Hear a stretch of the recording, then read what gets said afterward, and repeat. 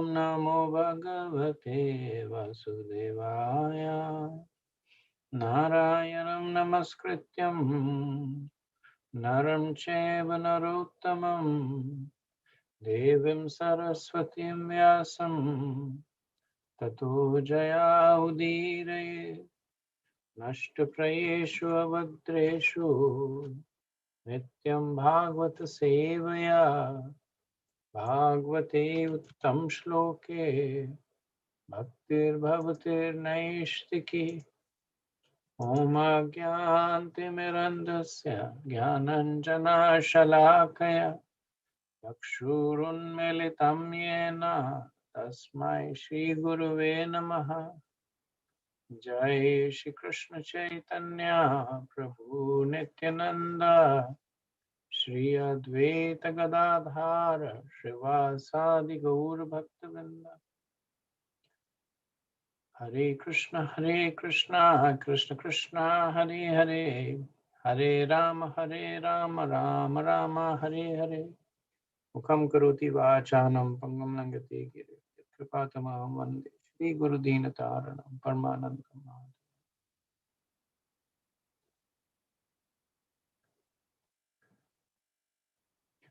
So in this section of the chapter, Lord Kapila is talking about the different types of bhakti.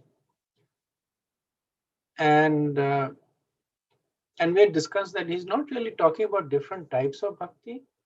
He's actually talking about the different types of the performers of bhakti. Because bhakti is bhakti. That does not change. It's not, it does not contain the modes within it. It is pure. But the practitioner, the mentality of the practitioner can have an impact on it.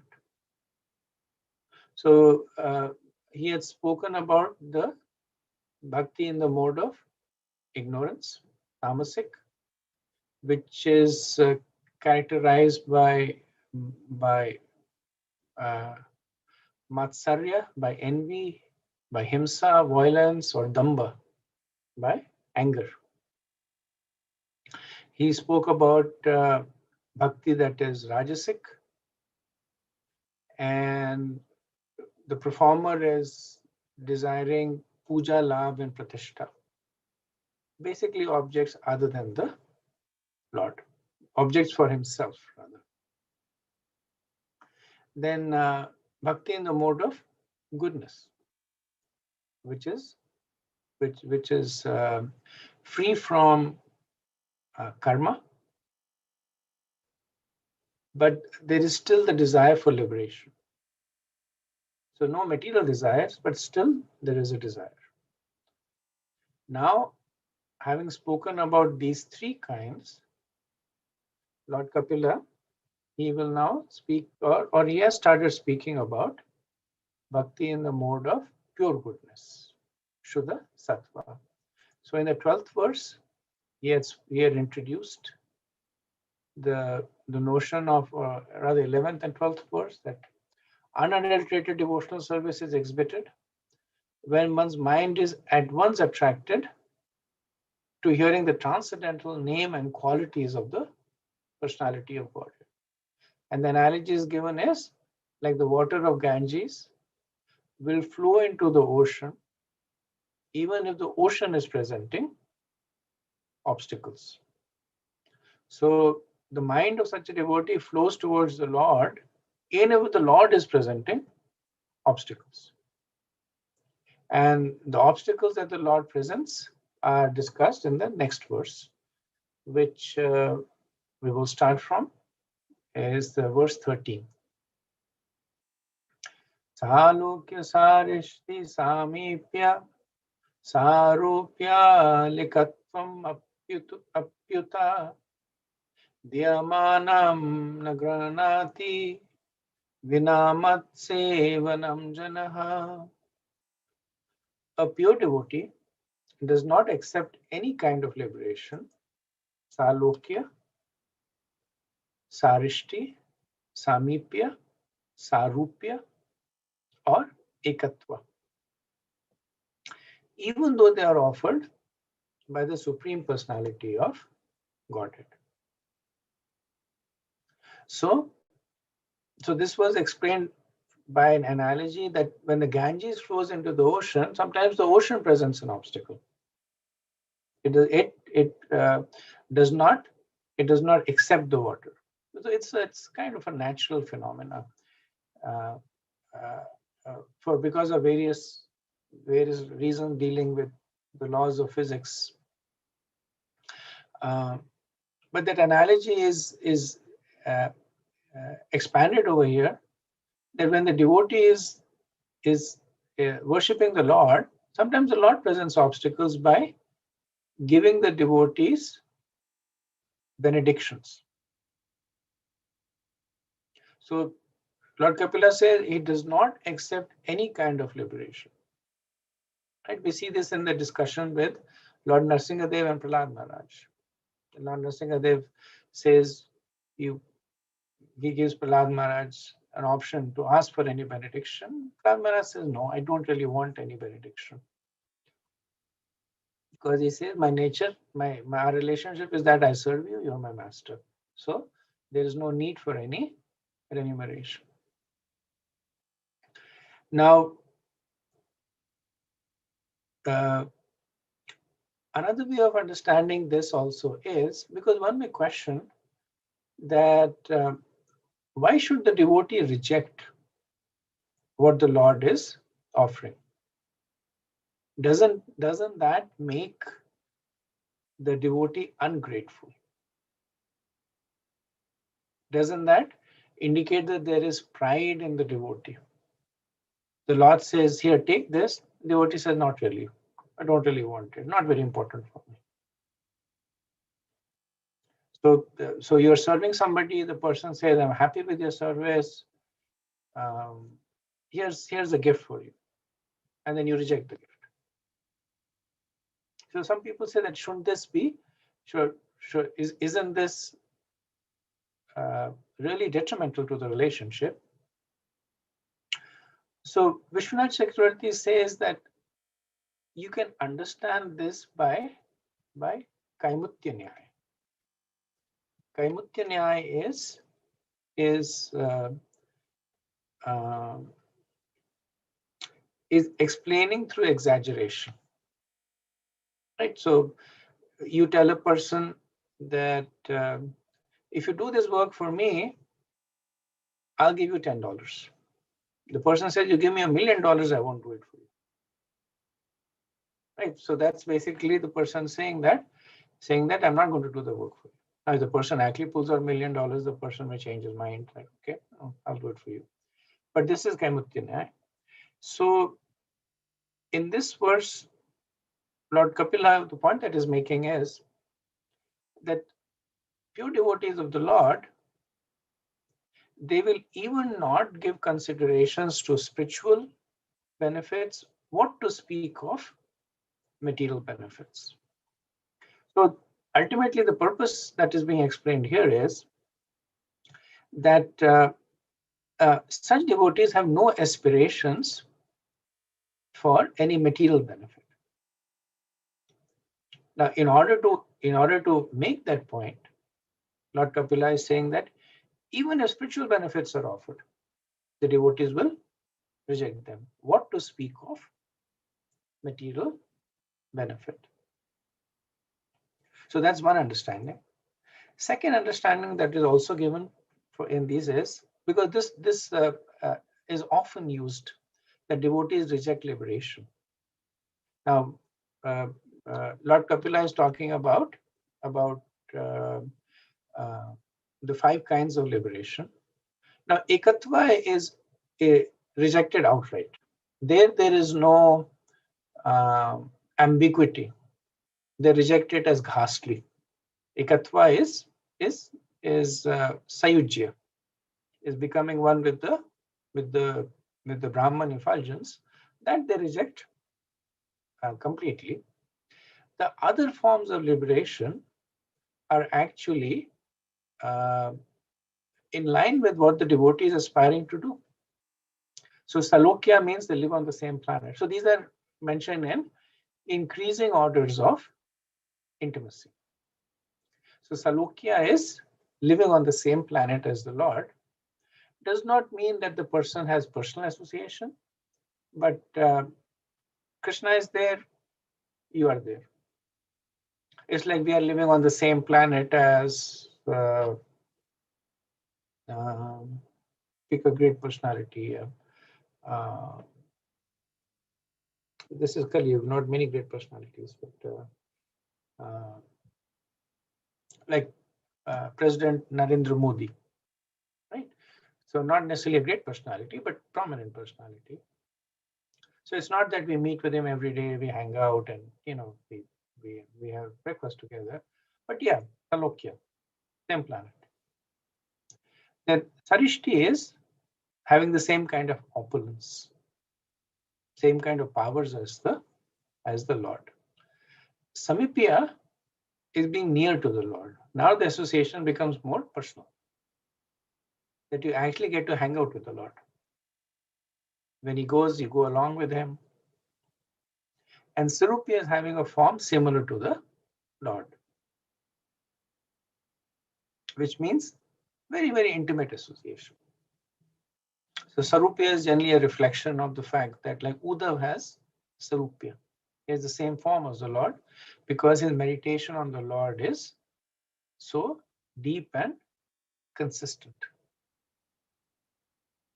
So when it is said that the devotees reject this association, the understanding is they reject it if it does not help the service of the Lord. If it helps in the service of the Lord, they will happily accept it. So that's the understanding when it said the devotees reject these kinds of liberation. Because if the devotees rejected these kinds of liberation, then they would all be in the material world. Right? Dhruva Maharaj perfected his life. At the end of it, the chariot came, and Dhruva Maharaj said, "No, I would not. I don't want to go back to Vaikuntha. I reject it." Or so many devotees who have perfected their devotional life, they go back to Godhead. So it's not that they're substandard devotees, that they're supposed to have rejected the liberation and they did not, but they accepted the liberation as a way to increase their service to the Lord. If the liberation did not provide them an opportunity to serve the Lord, then they would have rejected it. If Krishna says you have Sarupya, Mukti, but then you're on your own, they would say no, don't need it. So the message is kind of straightforward, that they will only accept those things, whether they are material or spiritual, if it helps in the service of the Lord. Otherwise, they will reject it. So this is the symptom of pure devotees. Verse 14. Saiva bhakti yogakhya atyantika udharataha yenati vrajyatri gunam madbhava yupapadyate. By attaining the highest platform of devotional service, as I have explained, one can overcome the influence of the three modes of material nature and be situated in the transcendental stage, as is the Lord. So this verse is answering the question that we were discussing in the previous one, that if the devotees do not desire liberation, why do they even perform bhakti? So this verse gives the answer that they perform bhakti because they have aspirations to serve the Lord. They aspire to attain Krishna prema.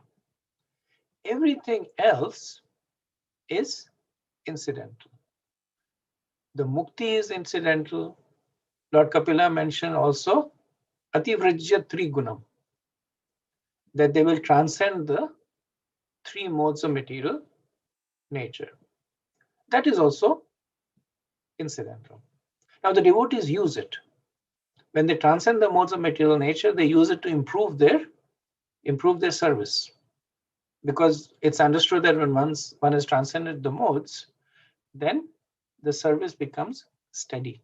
So it's not that they see themselves transcending the modes and they go back and get the modes, saying that, I'm not looking for it. They will use it for bhakti, but they do not perform bhakti in order to achieve this. Why do they perform bhakti? Lord Kapila says, Mad bhavya upabdyate. So Mad bhavya upabdyate means that in order to attain the stage of pure devotional service. And he says atyantika. So atyantika literally means the state at the very end.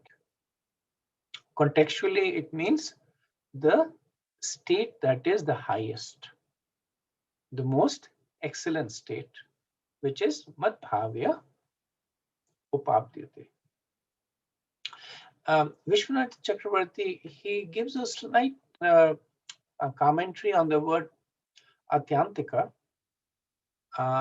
So I'm personally not aware of it, but he says that atyantika is typically used in the context of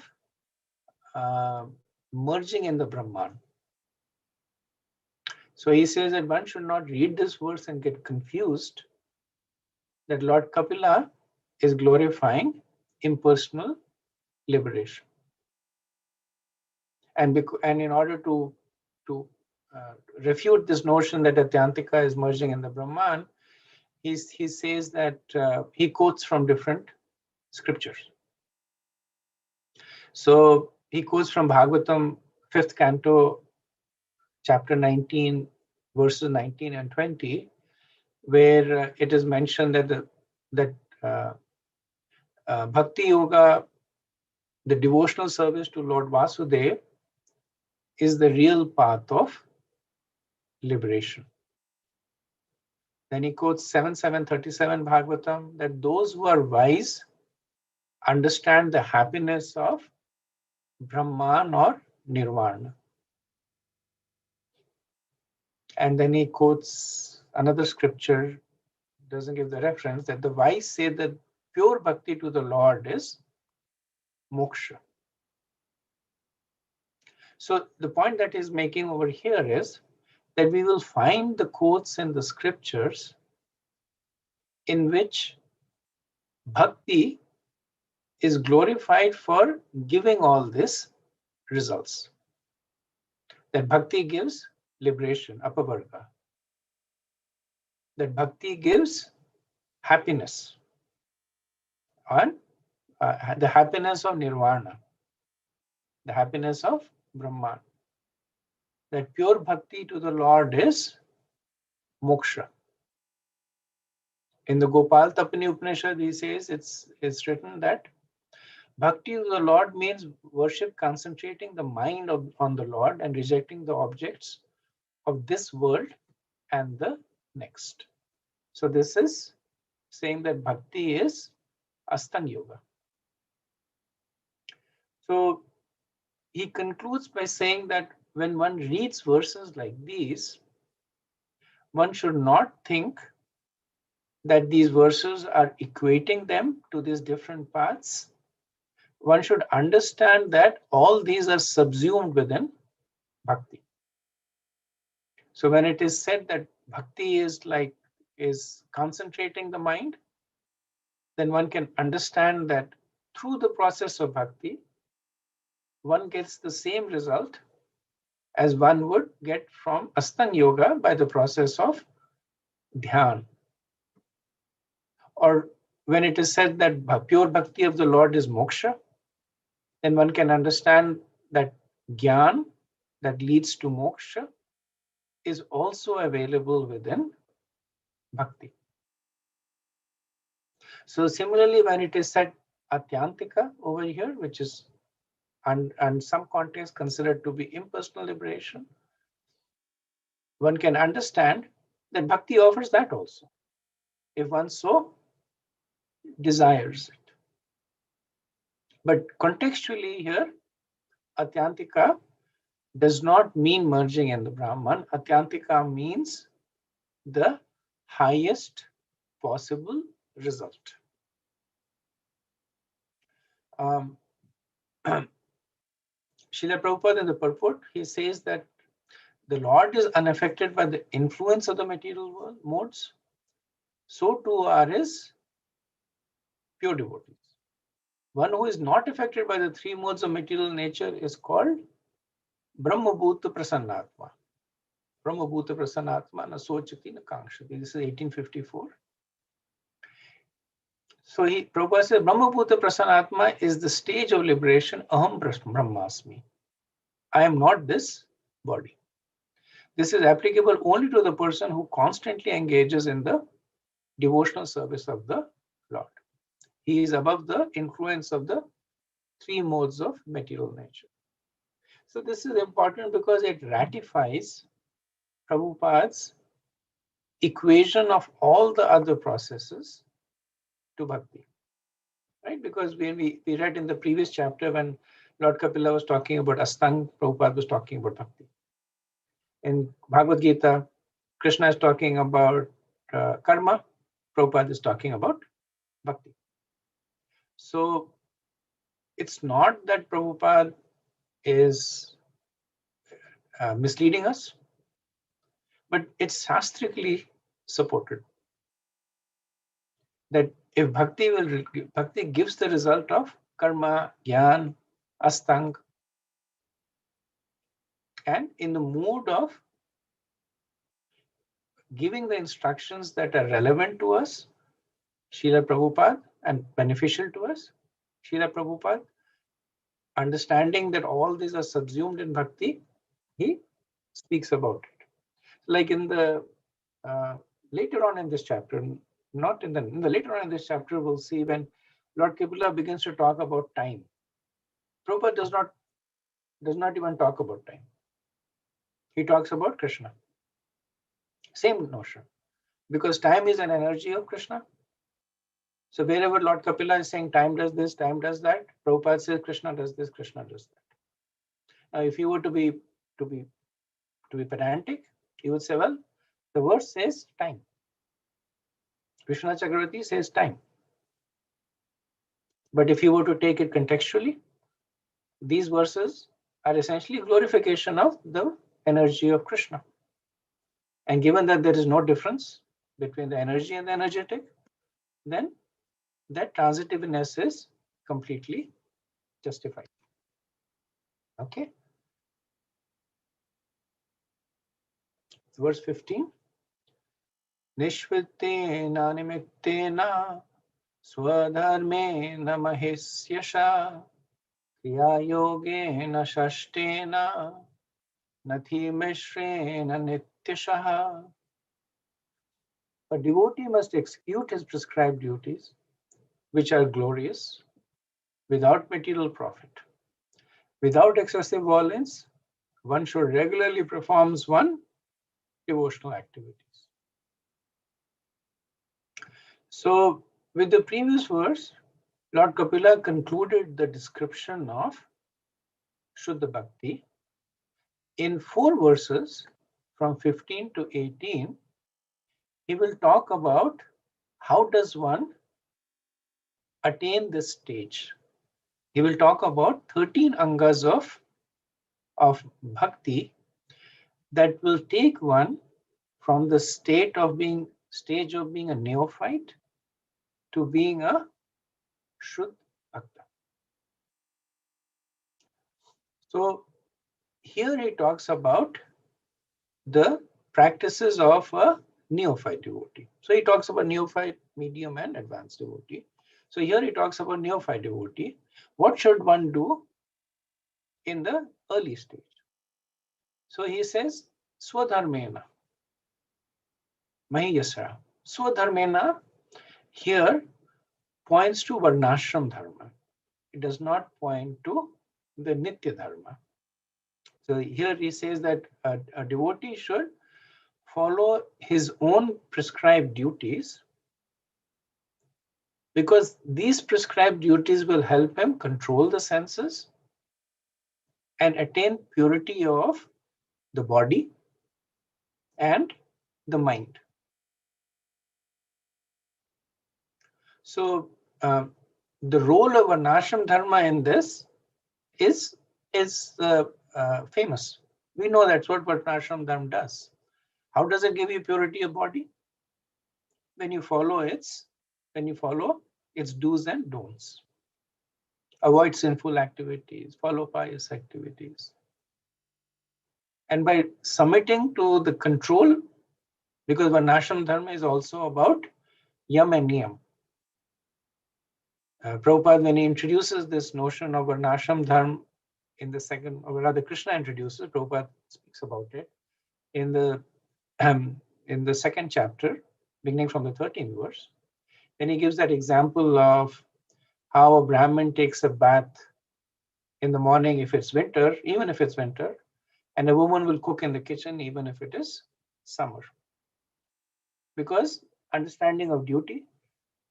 So duty means that you don't follow the dictate of the senses. So the same point is made in the first canto. Sva-anushtasya dharmasya samsiddhir haritoshanam. That by discharging the duties prescribed by one's occupation according to the caste divisions and the orders of life. So this is Varna and Ashram. One pleases samsiddhir haritoshanam. One pleases the personality of Godhead. So Vishwanath Chakravarti warns over here that one should understand that one only follows the rules of Varnashram for the purity of body, clothes, utensils, and other agents, as long as they are suitable for bhakti processes like Archana. So he gives a more restrictive view of following Varnashram. So the point that he makes is that Lord Kapila is not talking about Varnashram as part of Karmakand. He says if that was true, then the statement that he made earlier on in the 25th chapter, so this is 3:25:22, where he says that a sadhu engages in staunch devotional service to the Lord without deviation. For the sake of the Lord, he renounces all other connections, such as family relationships and friendly acquaintances in the world. And then Krishna says in the 11th canto that a person who understands good and bad aspects of dharma, as taught by me, gives up all his duty and simply worships me. And then, of course, there is the famous verse in Bhagavad Gita, abandon all varieties of religion, which is pointing to Varnashram Dharma. So using this as a reference, Chakrabarti Pad makes this point that this verse is not, even for neophytes, this is not for practicing Varnashram Dharma per se, but those aspects of Varnashram Dharma that nourish bhakti. So specifically, he's talking about Pancharatrik Vidhi. That when we do deity worship, then we follow rituals that seem very close to Varnashram. Some of the mantras that we chant, right? When you do deity worship, some of the mantras that you chant, you will see the same mantras being chanted for Karmakand yajnas.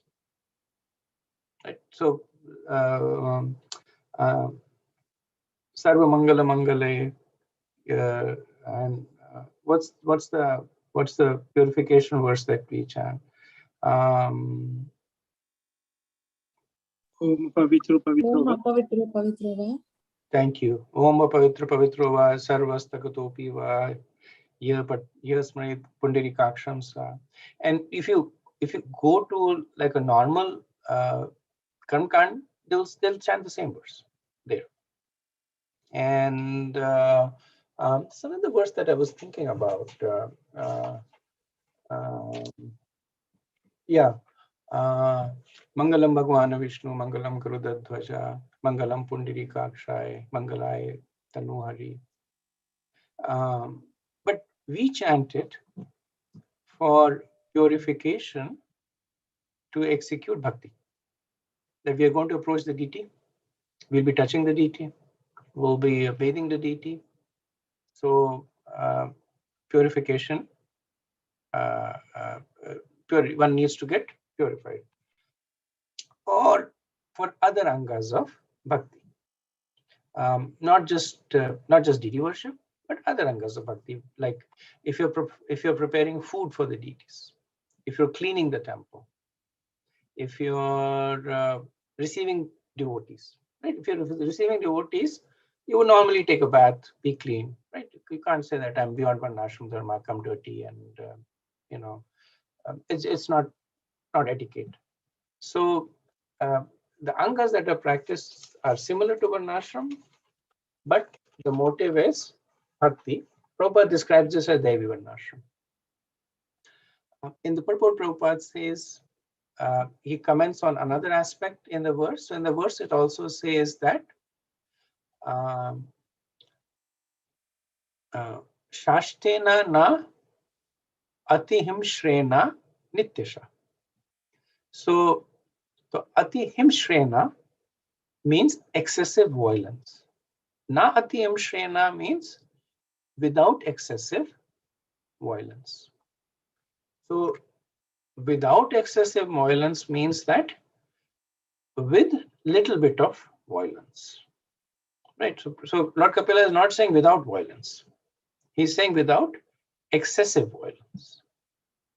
And Prabhupada writes in the purport that violence is inevitable. When you cook prasad, then you're committing violence, right? Prabhupada said that sometimes people say, you ask us not to eat meat, but you're eating vegetables. Do you think that is not violence? The answer is that eating vegetables is violence. And vegetarians are also committing violence against other living entities because vegetables also have life. Non-devotees are killing cows and goats and so many other animals for eating purpose, and a devotee who is vegetarian is also killing.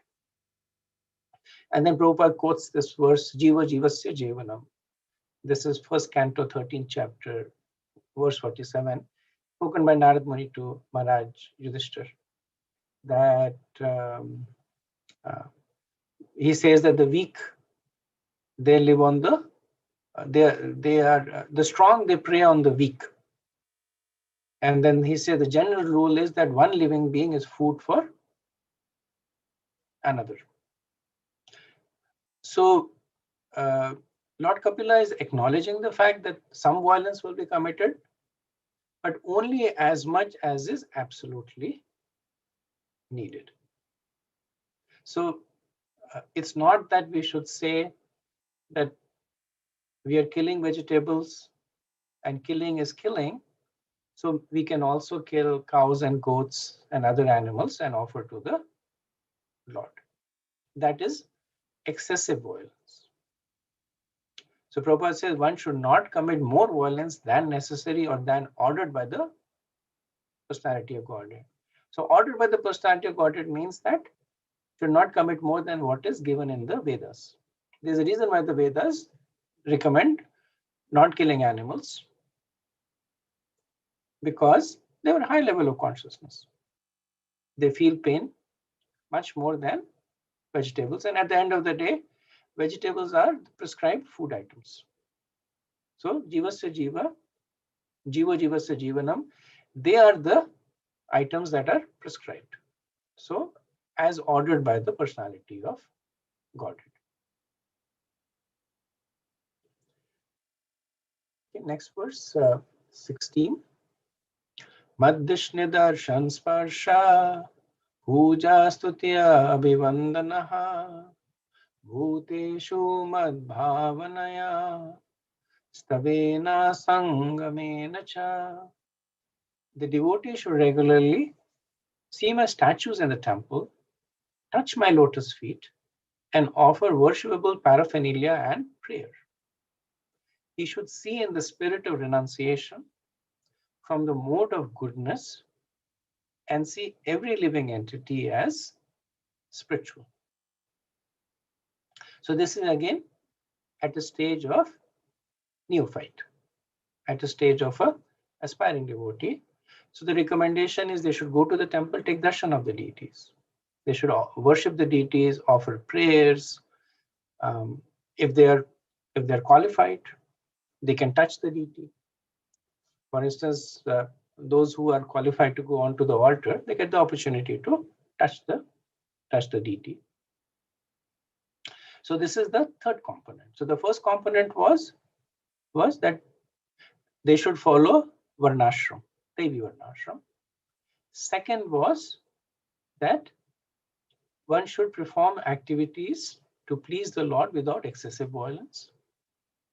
The third component is that they should interact with the deities, take darshan, speak to the deities, offer prayers, if possible, worship the deities, either in the temple or in the house.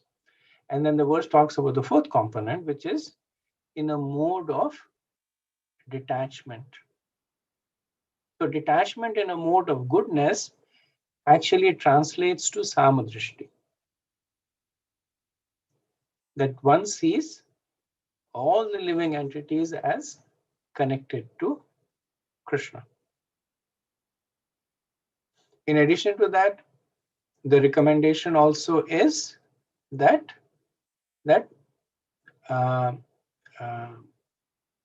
asangamena satvena. So asangamena is giving a bad association, and satvena means with determination. So that's how we know that, because devotees who are advanced, they don't get that much affected by bad association. It's not recommended that they seek it out, but they don't get that affected by it. Like we saw Srila Prabhupada, right? For so many years, he was, he had really bad association. He was dealing with people who were drug addicts, intoxication. Even before he came to America, in India, he was dealing with people who were cheating him or who were very much materialistic, right? And Prabhupada was associating with them in the mode of preaching, did not affect him there. But neophyte devotees, yes. Asangamena satvena. Prabhupada in the purport writes that satvena, which is determination, is also considered by Sridhar Swami as dhairyena. So dhairyena means that patience. So one must perform devotional service with great patience. One should not give up the execution of devotional service because one or two attempts have not been successful. Similar message that is given in Nectar of Instruction by Rupa Goswami. So Prabhupada says Rupa Goswami confirms that. So this is Utsaha Nishchaya Dhairyat. That one should be enthusiastic, one should be determined, and one should be patient. Prabhupada also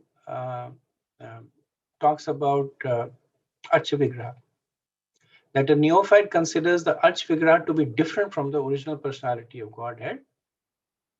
He considers it as a representation of the Lord in the form of a deity. So when the recommendation is given for a neophyte to perform deity worship, the realization is beginning to manifest.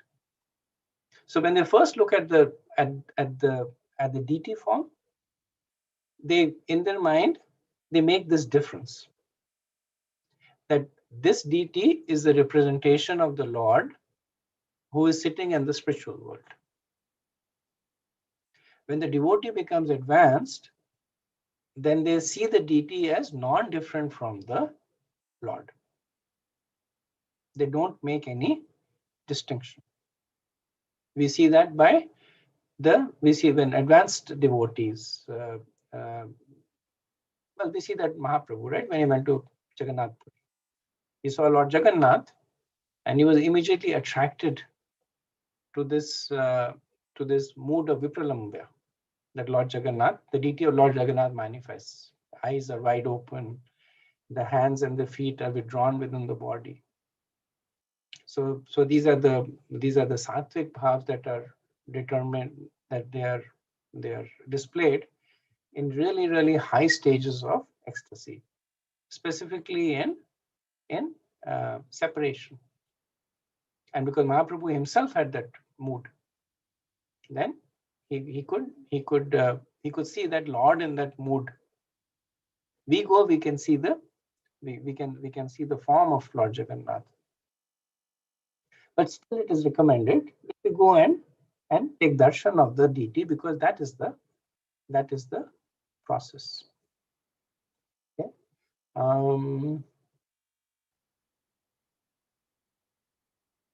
I'll do one more verse and then we'll pause for any discussion. Mahatam bahumanena deenanam anukampaya maitre chevatmatulyeshu yamena niyamena cha. The pure devotee should execute devotional service by giving the greatest respect to the spiritual master and the acharyas. He should be compassionate to the poor and make friendship with persons who are equal. But all his activities should be executed under regulation and with control of the senses. So who do you think is being described over here? When a devotee starts discriminating between devotees from the perspective of three possible moods, that if they're not as advanced, they give them mercy. If they're more advanced, they take mercy. And if they're at the same level, then they associate with them. So this is talking about Madhyamadhikaris. The four qualities of Madhyamadhikaris are spoken in this verse. So the first is Mahatam Bahumanena. So Mahatam Bahumanena. So Bahu can either qualify Mahatam or Manena. So it means that offer many respects to the great souls, or offer respects to many great souls, or offer many respects to many great souls. So essentially means that when the person sees the devotee more advanced, then he offers consistent respect to the devotee. Prabhupada says that specifically this is talking about Guru and Acharya. So he says in Bhagavad Gita 13th chapter, it is clearly stated that one should execute devotional service and advance on the path of spiritual knowledge by accepting the Acharya. So this is said in Bhagavad Gita 13.8, Acharya Upashanam, that one should worship an Acharya, a spiritual master who knows things as they are. And then he cautions also that one who does not do this will fall down. So he says it is stated as Guru Naramati. So Guru Naramati is considering the Guru to be a common person. And Srila Prabhupada, in his lecture, he often uses this.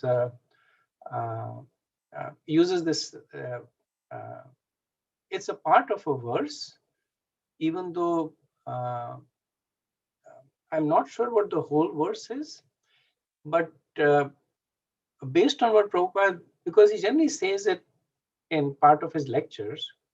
So at one point he says it's part of Padma Puran, and he says that Archya Vishnu Shiladhir, that one who thinks that one who considers the deity to be made of wood or stone. So this is one kind of a defective mentality. Archya Vishnu, Shiladhir, then Guruswa Naramati. So Guruswa Naramati is what we were discussing, that one who considers the guru or an acharya to be like a ordinary human being.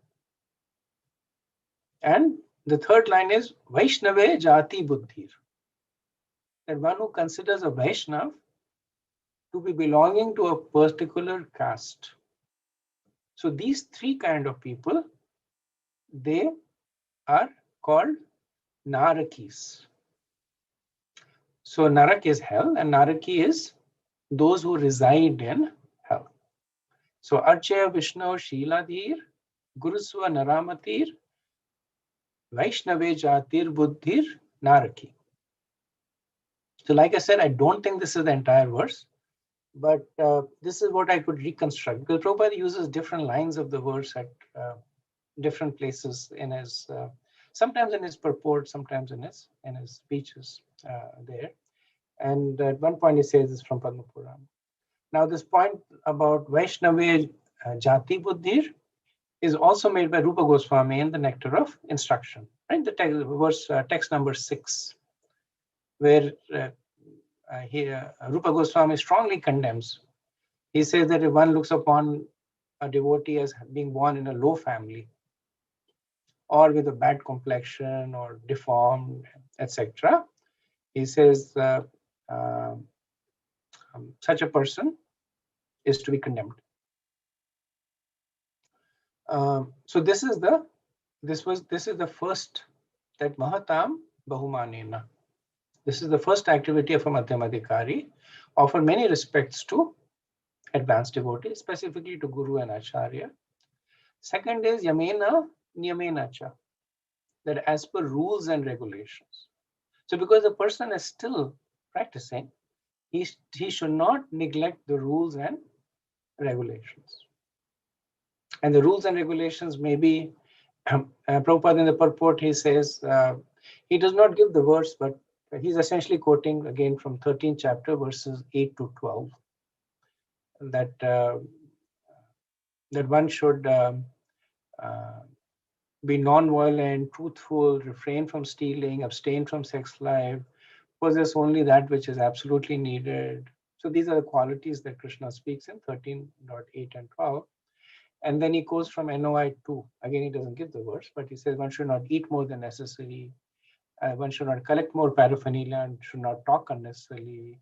So this is Atyahara Prayashasha Prajalpanyamagraha. So these are the rules and regulations that the devotee should follow to protect their bhakti. Third is Dinanam Anukampaya, that compassion to the fallen. So this does not mean, Dinanam does not mean one who is poor, but essentially it means that one who is spiritually stricken. So the devotee, after having established the Samadrishti, he does make this distinction in order to protect his bhakti and also in order to please Krishna. Dinanam Anukampaya. Krishna keeps saying that one who preaches my word, one who gives this, like in Bhagavad Gita, at the end he says, one who explains this science, nobody is more dear to me. So to please Krishna, and also because the nature of the devotee at this point is soft-hearted, so Dinanam Anukampaya. And the fourth is Maitri Chaivatma Tulyeshu. So friendship with like-minded people. And here the phrase is followed by Eva. Eva means certainly, in order to indicate emphasis. Now all are important, but this is more important. Maitre Chaivatma Tulyeshu. And practically we know that unless we have Swajati, unless we have association with similar similar mentality. Swajati doesn't mean same caste, but it means that same level of advancement, same conception, right? So there may be a Sri Vaishnav devotee who's very nice, but because the practice is different, because there are subtle differences in the philosophy, then close association will be troublesome to such a person. So Maitri Chevatma Tulyeshu. Tulyeshu is not only just in terms of the level of advancement, but also in terms of conception there. And sometimes it's even within the same sampradaya, the conception can be more narrow. Like people who are interested in deity worship will associate with other people who are interested in deity worship. Doesn't mean that they will shun the association or hate those who are doing book distribution or something else, but because they draw sustenance from there. People who like kirtan will associate with people who like kirtan. Prabhupada said this is Ishtagoshti. Ishtagoshti is discussing among themselves. And this, Prabhupada says in the purport, is recommended by Krishna himself as part of the Chaturshloki, right? When he says, Machita Madgat Prana, Bodhayanta Parasparam, Kathayantascha Mam Nityam Tushanticha Ramanticha. Right? Bodhayanta Parasparam, they discuss amongst one another. So they discuss amongst one another topics that are of mutual interest to them. So pujaris will discuss about Archana. That, what are the mantras to be offered when offering paraphernalia? What are the different deity dresses? This looks good, this does not look good. This is Bodhayanta Parasparam. So these are the 4 activities that are recommended for the Madhyamadhikari. Mahatam Bahumanena, offering respects to everybody. Yamena Niyamena Cha, acting as per rules and regulations. Dinanam Anukampaya, offering compassion to the fallen. And Maitriya Chevatma Tulyeshu, right? Associating with like-minded people. Okay, so let me pause here and see if there's any discussion.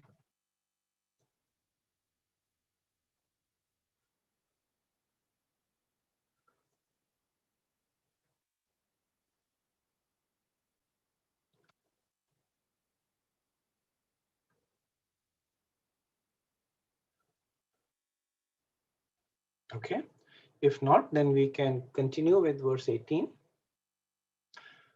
Adhyatmika anushravanam nama sankirtana chame arjamena arya sangena nirankariya tatha. A devotee should always try to hear about spiritual matters and should always utilize his mind in chanting the holy name of the Lord. His behavior should always be straightforward and simple. And although he is not envious but friendly to everyone, he should avoid the company of persons who are not spiritually advanced. So, further recommendation for the practicing devotee that they should hear adhyatmik. So, adhyatmik means spiritual matters. And what does Lord Kapila say? How should they listen? Anushravana. So, Shravan we know means hear, Anu means following.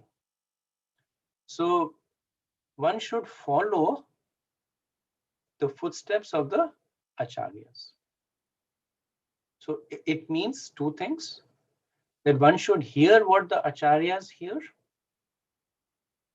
and one should hear what the acharyas speak. That is anushravanat. So what is not recommended? That one basically hears anything from anywhere And especially in this day and age where there is information overload, it's a big problem. That you go to SoundCloud, you go to YouTube, so many people talking about so many things, and they all appear to be authoritative there. And a lot of them are, some of them are bogus, some of them are bona fide also, but different mood there. So that is why Anushranavad, that specifically follow the footsteps of your acharyas. So it's not disrespect to other acharyas, but it is for one's own protection. And then now, like I said, it is more of a problem because information is available as easy as typing it in somewhere, and you get so many different understandings. But even when Prabhupada was there, a disciple of Prabhupada said to him, Prabhupada, when I look at,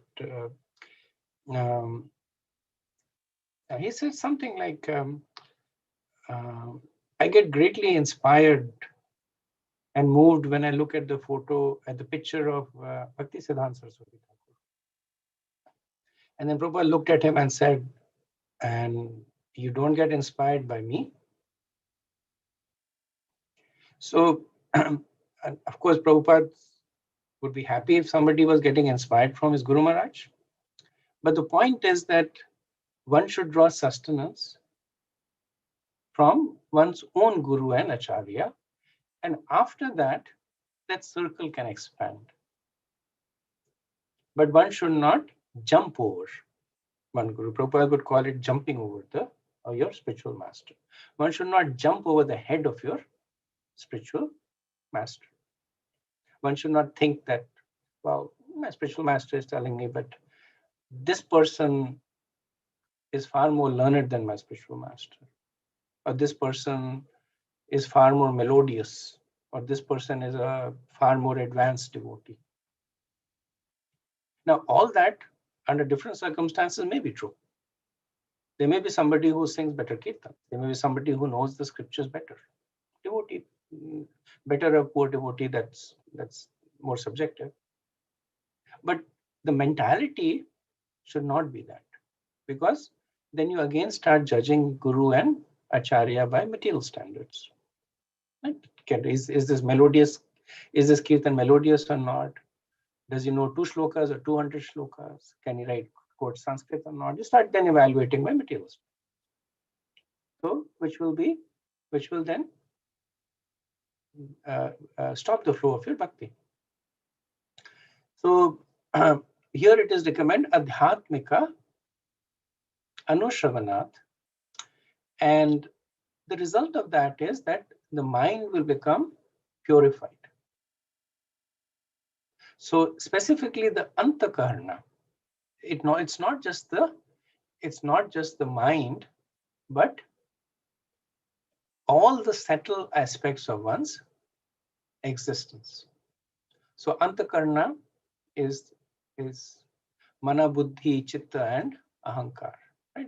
These 4 things. These 4 things get purified. So Vishwanath Chakravarti says, to perform bhakti using the antakarna, one must hear about its good qualities and bad qualities. So this is the bad qualities for the antakarnas, not about adhyatmic matters, not about spiritual matters. So when one understands that one has anger or pride, then one develops humility. Also, one develops this sense of taking shelter.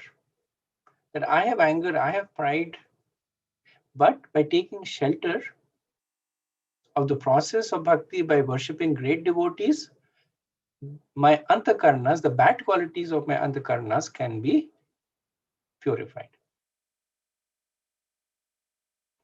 And the focus that is given over here is simplicity. that one should have the quality of simplicity, and one should have the ability to see simplicity in others, both things. One should be simple in their own dealing, and one should not constantly see other people as crooked. One should see the simplicity in others. Then two more qualities are mentioned here, Arya Sangena and Nirankarya. Arya Sangena is association of devotees, same point made previous verse. And Nirankarya is giving up false ego.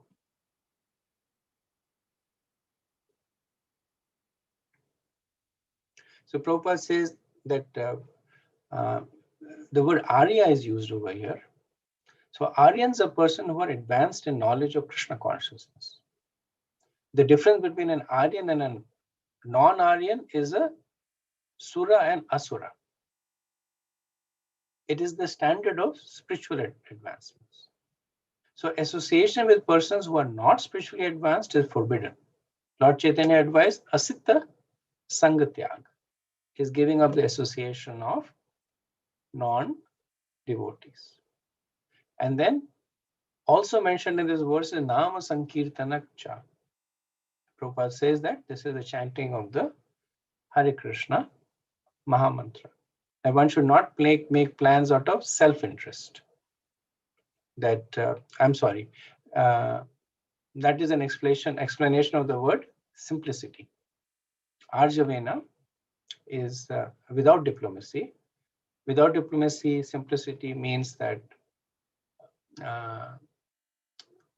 so sometimes all the activities of the person, they are promoting self-interest, whether it is material or subtle, whether a person is doing for pride or money or fame, but there's a lot of self-interest.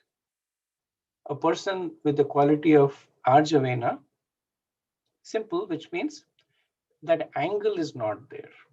The person is not constantly looking to promote himself.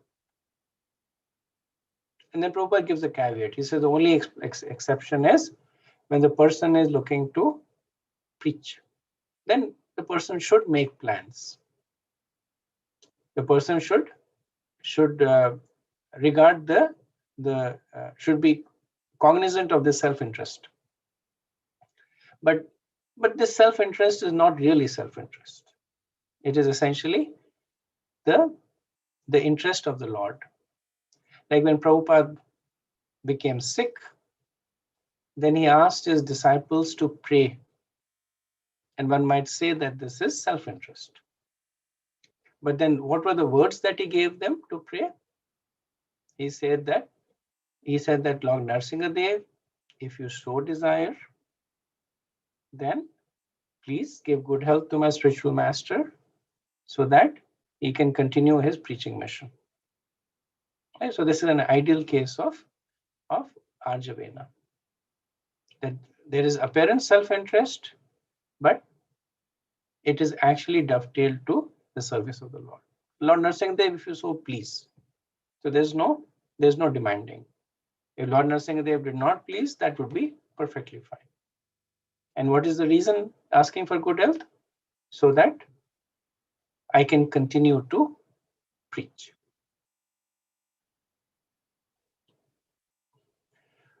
So in these verses, the 13 angas of bhakti have been given.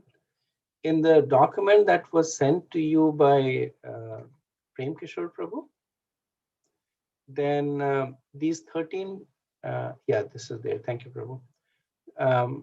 These 13 qualities angas have been given with the verses, summation of it in a tabular form. Okay, so I won't go through it. You can read it, just a summation. Okay, let's do verse 19. Madharmano gune reti parisam sudha ashayah purushasya gaya sabhyeti shutamatra gunam himam. When one is fully qualified with all these transcendental attributes and his consciousness is thus completely purified, he's immediately attracted simply by hearing my name or hearing of my transcendental qualities.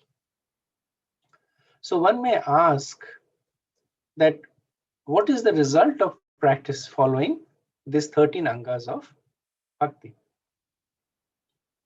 So if you look at the context, Lord Kapilas first spoke about 4 kinds of bhakti: tamasic, rajasic, shuddha bhakti, and sattva bhakti, and shuddha bhakti. Then he spoke about these 13 angas, and starting off he said that he is speaking this to explain the goal to the bhakti. So here he is reiterating it again. So the points that he had made in describing the Shuddha Bhakti in beginning from ending in the 14th verse, beginning from 8th verse, I think. Again, those points are made over here, that these 13 angas will give rise to pure devotional service. So what are the symptoms of such a person? That when a person is purified by these processes, then he's immediately attracted simply by hearing the name or qualities of the Lord. So this is a manifest symptom of advancement in bhakti. And this is something that we can apply to ourselves also. How do we know we're making advancement in bhakti? How much attraction do we have to the name and the qualities of the Lord? So name is chanting, qualities is Krishna Katha. So how much attraction do we have to chanting the name of the Lord? How much attraction do we have to listening to the pastimes of Krishna and his devotees, listening to Bhagavatam, Bhagavad Gita, Chaitanya Charitamrita, etc.? That is what will manifest if a person sincerely follows these angas of bhakti. Okay, next verse. Yatha vadratho grahanam avnate gandha ashayat evam yogaratam cheta atmanam avikaryat. As the chariot of air carries an aroma from its source and immediately catches the sense of smell, similarly, one who constantly engages in devotional service in Krishna consciousness can catch the Supreme Soul, who is equally present everywhere. So this is actually so this is actually a verse that is so let me explain it this way, that in the previous set of verses, Lord Kapila had spoken about so many endeavors. Do this, follow Varnashram Dharma, with minimal violence, worship the deities, associate properly, give up improper. So all those angas that he has, and do this, don't do this. Now he's saying that one will achieve Krishna without any endeavor. So this is consolation or pacifying. So devotee might say, okay, a person does all this, working hard, doing all these do's and don'ts, and then does he continue to work hard? And Lord Kapila says, not really. And he gives the analogy of, he said, the chariot of air carries an aroma from its source to the person who is smelling. Now, if there is a rose in the room, what is the endeavor that the person needs to do to smell the fragrance of the rose? No endeavor. He does not even have to go close to the rose, because it is the air that is catching the fragrance and distributing it. The air will actually come to where he is. The flower may be somewhere else. The air will take the responsibility of picking up that aroma, carrying it, and here the chariot of air is used, that he carries it as if on a chariot and delivers it to the person. Similarly, for a person who is engaged in Bhakti Yoga, the heart of such a person automatically goes to the Paramatma. No endeavor needed there. That is the falstuti. That is what you get. So it's not that you keep working, but once you are purified, then it becomes automatic. And we know by the angas of bhakti that once till anartha nivritti, lot of endeavor, lot of effort. The focus is on the practitioner, right? Developing shraddha, sadhu sang, bhajan kriya, anartha nivritti. You do this, you don't do this. Sadhana Vaidhi Bhakti. After anartha nivritti, the Lord takes care. The effort then is mostly in enjoyment of Nam, Roop, Gun, Leela, because now the Lord is more than reciprocating. Lord is actively now participating in the relationship. So this is the encouragement that is given by Lord Kapila to those who are maturing the practice of bhakti through sadhana vaidhi. This is encouragement to us that at this point bhakti is an endeavor. Chanting 16 rounds every day, deity worship, reading the scriptures, following the regulative principles. It's an endeavor. And for some it is more, some it is less. But practicing devotee means that you are practicing it. So practice means endeavor. But it will not always be an endeavor. Right? So one should not become disheartened saying that for eternity this will be an endeavor for. Because as we purify ourselves, the endeavor becomes natural without any effort. Okay. So the next section of verses, I think I should do it. We'll see. Maybe I'll have to break in between, but I think we should start it.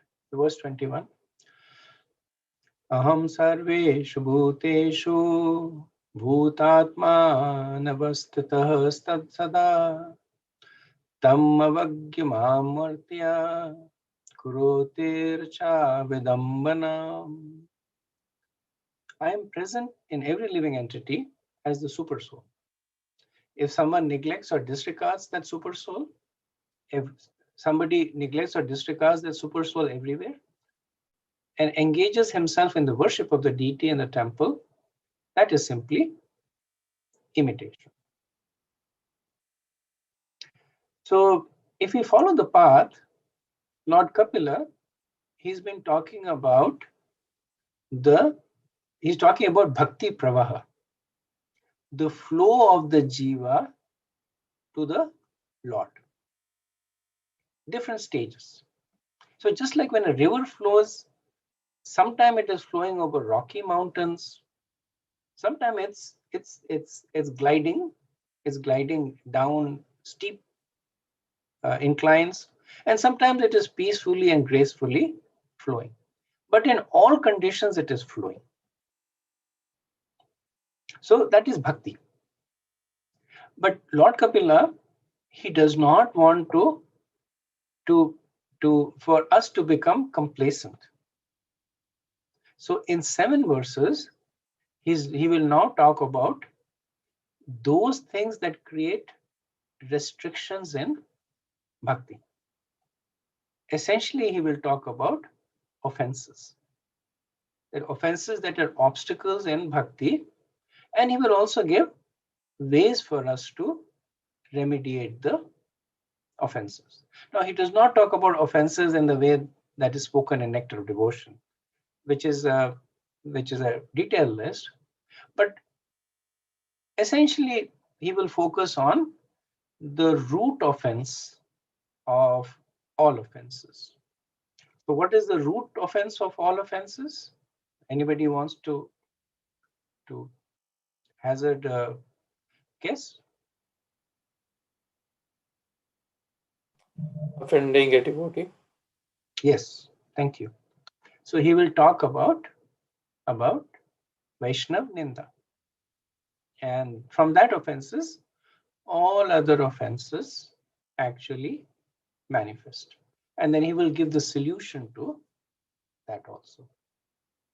So here he's talking about that if one does not see that Krishna is present in every jiva,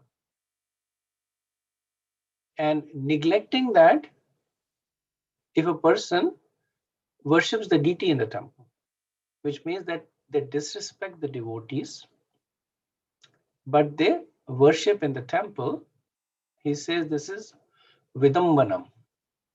It's just imitation.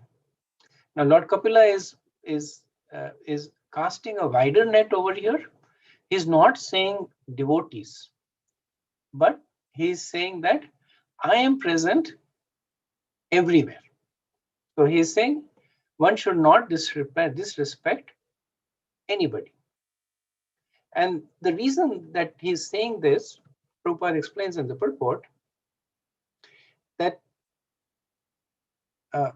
by nature, pure devotees or advanced devotees, they are humble.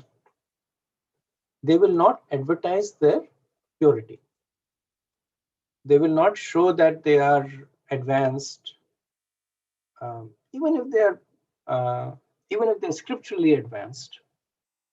They will not make a big show of that. So the point is that one cannot understand who is an advanced devotee and who is not. We see these pastimes in Chaitanya Charitamrita, that some of the more advanced devotees, they would sometimes display ecstatic symptoms. And sometimes they would lose consciousness, sometimes they would faint, sometimes they would dance. And then there were some people who would look at them and make fun of them. And there was very severe reaction to them. Like one of them had contracted leprosy, his nose fell off. The other person, he also became very, very afflicted by sickness. So because we don't know who is an advanced devotee, who is not, who is a non-devotee, and because the offense is so severe, the recommendation is given that don't offend anybody. Don't develop this mentality that, well, this person is not a devotee, let me insult him. And this person is a Kanishtadhikari, so I can still insult him, maybe a little bit, but not as much as a materialist. But when I'm in presence of an Uttamadhikari, then I will be very humble. Sometimes we see, right?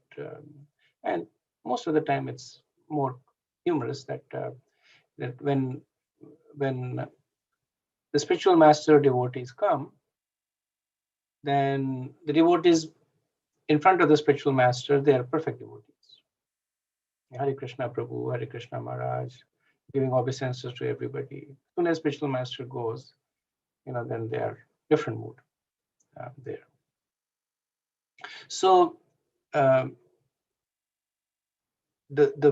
best thing to do is to offer respects to everybody, but with the understanding that has been given in the previous verses. So giving respect does not mean intimate association. It means that one still discriminates. And this will be spoken about in subsequent verses. Okay, verse 22. Yomam sarveshu bhuteshu santam atmanameshwaram hitvarcham bhajate modhya bhasmanyeva juhoti saha. One who worships the deity of Godhead in the temple but does not know that the Supreme Lord, as Paramatma, is situated in every living entity's heart, must be in ignorance and is compared to one who offers oblations into ashes. So because this is an important point, Lord Kapila, he repeats it in 2 verses. Essentially the same point is being made. Different analogy is used. So here the analogy is using offering oblations into ashes. So the crux is still the same, that every living entity must be respected because of the connection with the Lord in the form of the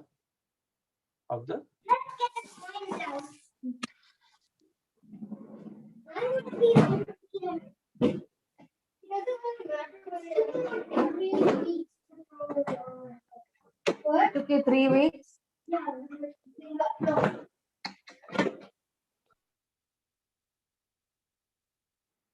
So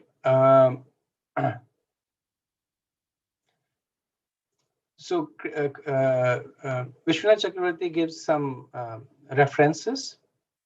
He quotes from Canto 10, chapter 84, verse 13, that one who identifies his self as the inert body composed of mucus, bile, and air, who assumes his wife and family are permanently his own, who thinks an earthen image or the land of his birth is worshipable, or who sees a place of pilgrimage as merely the water there, but who never identifies himself with, feels kinship with, worships, or even visits those who are wise in spiritual truth. Such a person is no better than a cow or an ass. Prabhupada repeats this quite often. Parts of the verse, he quotes it. And then in 11 to 47, similar point is made. That one who worships the devotee but does not associate with the one who worships the deity but does not associate with the devotee is called a prakrit bhakta. So Sridhar Swami, he explains that prakrit means new or unrefined in nature. So unrefined means contaminated by the modes. So Prabhupada makes this point in the purport that in the modern civilized society, slaughterhouses are regularly maintained and supported by a certain type of religious principle. But without knowledge of the presence of God in every living entity, any so-called advancement of human civilization, either spiritual or material, is to be understood as being in the mode of ignorance. So Prabhupada here is extending this notion of seeing the presence of the super soul, not just to humans, but to all living entities, even animals.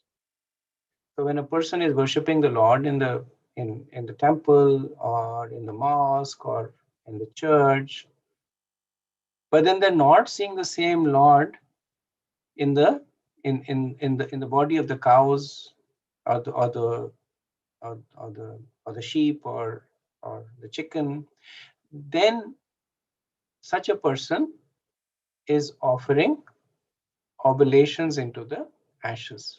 So offering oblations into the ashes is it's basically like when you offer oblations into the yajna, into the fire of the yajna, then those oblations are received by the devas, and in return they give benedictions.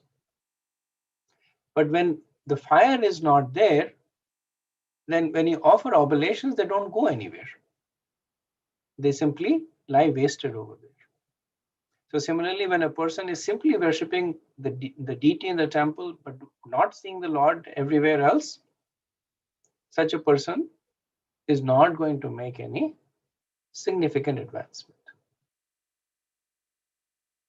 Okay, so I'll stop over here and see if there is any comments or discussion.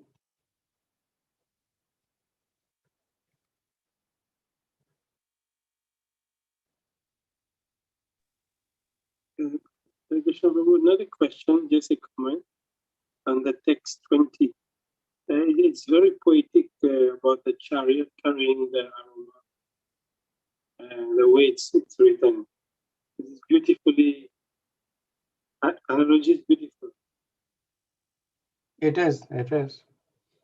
Yeah, it graphically shows that the devotee does not have to make any endeavor to connect with the Lord.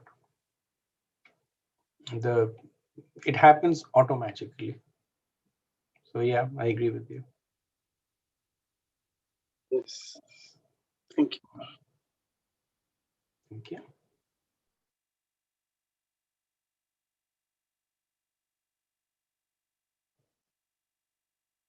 Okay. So if there are no more questions, we can stop over here. Vanchakalpatarubhayascha kripa sindhubhya eva cha patitanam pavanebhyo vaishnavebhyo namo namaha. Ananta Koti Vaishnav Vrinda ki jai. Srila Prabhupada ki jai. Nitai Gaur Premanande. Hare Krishna. Thank you so much. Hare Krishna.